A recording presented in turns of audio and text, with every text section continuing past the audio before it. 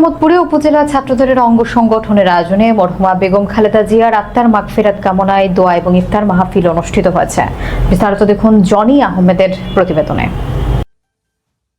বুধবার নিয়ামতপুর মডেল সরকারি প্রাথমিক বিদ্যালয় প্রাঙ্গণে দোয়া ও ইফতার মাহফিলের আয়োজন করা হয়। অনুষ্ঠানে সালাউদ্দিন গাজীর সভাপতিত্বে এবং আঞ্জুমান পাভেলের সঞ্চালনায় বিশেষ অতিথি হিসেবে উপস্থিত ছিলেন জেলা ছাত্রদলের সহসভাপতি জি.এম. কাউসারুল রতন ও উপজেলা ছাত্রদলের যুগ্ম আহ্বায়ক তায়েম।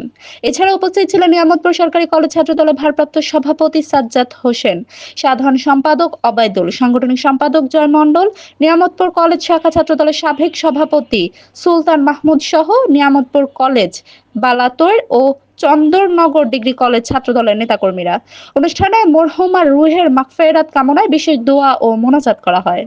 নেতৃবৃন্দ, বালাতোর সিদ্দিক হোসেন কলেজ, চন্দননগর কলেজ, বামন কলেজ সহ সকল কলেজের সভাপতি, সেক্রেটারি, সাংগঠনিক সহ কার্যনির্বাহী কমিটির সকল সদস্যবৃন্দ সহ উপস্থিত সম্মানিত ছাত্র ভাইরা, ছাত্র দলের নেতাকর্মী ভাইরা, সবাইকে সালাম। বাংলাদেশ জাতীয়তাবাদী ছাত্র দল, আমি যেহেতু নওগাঁ জেলা ছাত্রদল ভাইস প্রেসিডেন্ট, সেহেতু নওগাঁ জেলা ছাত্র দলের পক্ষ থেকে আন্তরিক শুভেচ্ছা এবং অভিনন্দন। ভালো আছেন আপনারা? ভালো আছেন? আমরা